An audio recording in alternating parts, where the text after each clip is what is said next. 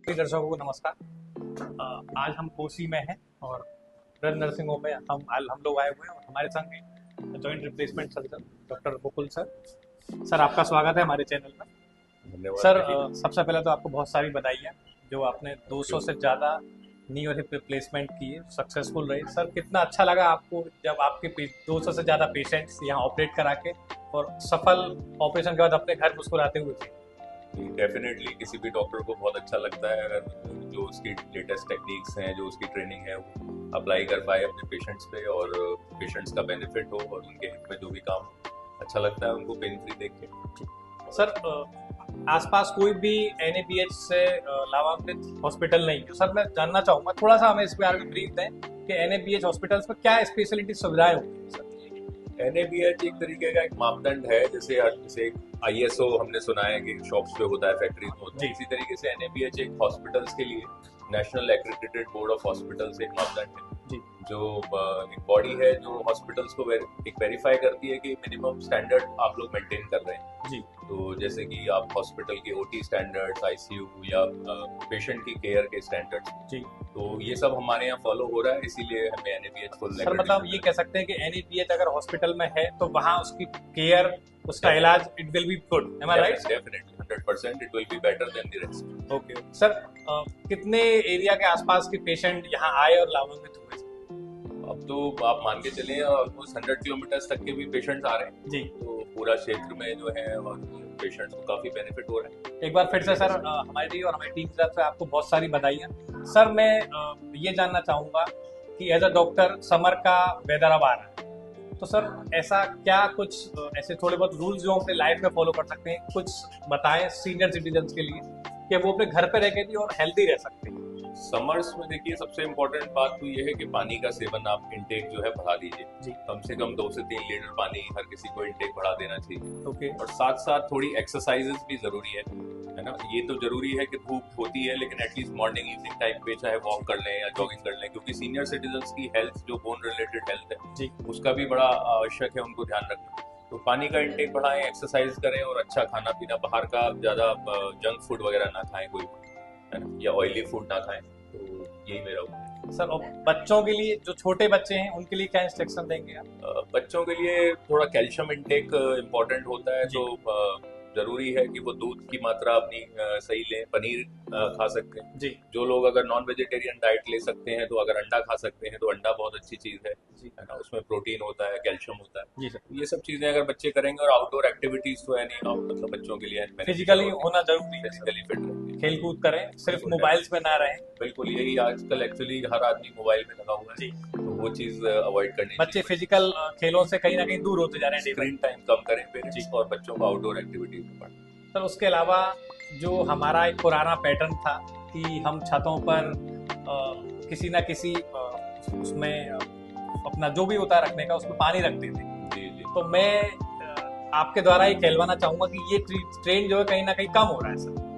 तो बहुत अच्छी बात आपने छेड़ी है ऋषि कि जो एक पुराने बाउल में लोग पानी होते रख के थे, रखते थे। बाउल रखते थे पक्षियों के लिए, जी। हम वन्य जीव जंतुओं के लिए भी ध्यान रखें। आदमी तो जी रहा है लेकिन बिल्कुल, उनका भी बिल्कुल। ध्यान रखना है, गर्मियाँ आ रही है बिल्कुल। उनको भी पानी चाहिए, अनाज चाहिए, सब चीजें उनका ध्यान रखेंगे तो बहुत अच्छा लगेगा। वातावरण में सब एनवायरमेंट को हम लोग मिलके रहें।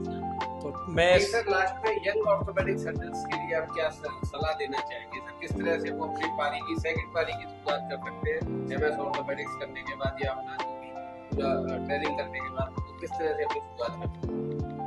आजकल का टाइम जो है बड़ा ही एडवांस टेक्निक्स और आपको अप टू डेट रहना पड़ेगा क्योंकि आजकल हर जो टेक्निक है वो इंडिया में भी आ रही है। सो मैं यंग लोगों को यही कहूँगा कि आपने जो ट्रेनिंग ली है उसको लगातार आप बेहतर करें, अपनी थ्योरेटिकल नॉलेज और प्रैक्टिकल नॉलेज को अपडेट करें और हर चीज़ में ये सोचें कि मैं कैसे पेशेंट के लिए अप्लाई करके और पेशेंट की लाइफ को बेटर कर सकता हूँ। ठीक है, तो वो मुझे लगता है अगर ये दिमाग में सोच रहेगी तो वो ऑटोमेटिकली अपने आप रास्ता जो है मिलता चला सर अभी रिसेंटली कुछ समय पूर्व आप रोबोटिक ट्रेनिंग में भी गए थे, आपने रोबोटिक्स की ट्रेनिंग भी ली थी, उसके बारे में सर आप क्या कहना चाहेंगे? क्या सीखा आपने, क्या देखा और ये टेक्निक किस तरह से बेटर और हो सकती है? रोबोटिक की ट्रेनिंग तो मुझे लगता है कि आने वाला जमाना जो है रोबोट्स जो है क्योंकि आर्टिफिशियल इंटेलिजेंस और रोबोट्स का जमाना रहेगा तो डेफिनेटली बेनिफिशियल है, पेशेंट्स के लिए बहुत बेनिफिट रहेगा। लेकिन क्योंकि थोड़ा सा कॉस्ट अभी एक फैक्टर आ जाता है इंडिया में ट्रीटमेंट, तो मुझे लगता है कहीं ना कहीं अगर वो फैक्टर को अगर हमने ऐड कर लें तो आगे आने वाले टाइम में robot will be game changer है। और मुझे बहुत पर्सनली वो ट्रेनिंग कैसी लगी और आपने क्या सीखा? काफ़ी अच्छा उसमें एक्सपीरियंस रहा मेरे को। रोबोट से डेफिनेटली हम जो है अपने पेशेंट्स के लिए बेनिफिट कर सकते हैं। उसकी जो हम लोग जैसे नी रिप्लेसमेंट या हिप रिप्लेसमेंट में अलाइनमेंट्स और वो सब हम डबल चेक करके और अप्लाई कर सकते हैं पेशेंट्स में। तो मेरे को ट्रेनिंग लेके बड़ा अच्छा लगा और हम लोग जहाँ पे भी यूज़ हो पा रहा है वो करेंगे। तो सर क्या हम ऐसा सोच सकते हैं कि इन फ्यूचर इट्स पॉसिबल कि रोबोट्स की टेक्निक भी यहाँ अवेलेबल हो पेशेंट्स के लिए? डेफिनेटली हमारी प्लानिंग है आगे रोबोट भी, और भगवान ने चाहा तो जरूर होगी। जी सर। सर आपको और आपकी टीम को सफल जॉइंट रिप्लेसमेंट के लिए बहुत सारी बधाइयाँ। आसपास के सभी लोग डॉक्टर साहब से मिलें अपने हड्डी संबंधित किसी भी रोग के लिए और अपने शहर में ज़्यादा से ज़्यादा फायदा उठा सकते हैं। सर इस साल हम कितना देख रहे हैं? देखिए अब पेशेंट्स को जितना पेशेंट्स का भरोसा रहेगा अब तो खड़े उतरने के लिए लगे। एक और सर, क्योंकि आप डॉक्टर भी हैं, कि हमने सुना है कि फीमेल्स में ज्यादा नी रिप्लेसमेंट की प्रॉब्लम होती है, मेल्स की प्रॉब्लम होती है, इस पर सर आप क्या कहना चाहेंगे? फीमेल्स में एक्चुअली कैल्शियम डेफिशिएंसीज जो है हार्मोनल चेंजेस होते ही हैं 40 इयर्स पर, आपको पता ही है। आफ्टर प्रेगनेंसी मेनोपॉज आता है, एक स्टेज आती है जब हार्मोन चेंजेस होते हैं तो कैल्शियम डेफिशिएंसी होती है, तो बोन्स वीक होती हैं, ऑटोमेटिकली जॉइंट्स की अलाइनमेंट चेंज होती है। और ओबेसिटी कहीं ना कहीं इंडिया में बहुत बड़ा प्रॉब्लम है आजकल, डायबिटीज की प्रॉब्लम होने लगा। उसकी वजह से जो हाइट कम होती है, ओबेसिटी रहती है, तो जॉइंट की अलाइनमेंट गड़बड़ा जाती है। उसकी वजह से फीमेल्स में प्रॉब्लम थोड़ी ज़्यादा है। एक अपील सर फीमेल्स के लिए आपके द्वारा कि वो डरे नहीं ऑपरेशन से, आप क्या कहना चाहिए?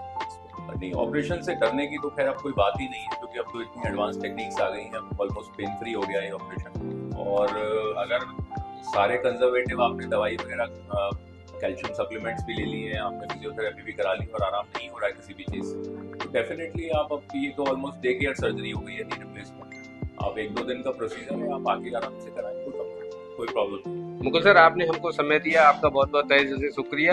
एक हाईवे के किनारे कोसी में स्थित Braj nursing home doctor Mukul Agarwal साहब से एक हमारी बढ़िया मुलाकात रही। सर आपने धन्यवाद समय देने के लिए। धन्यवाद।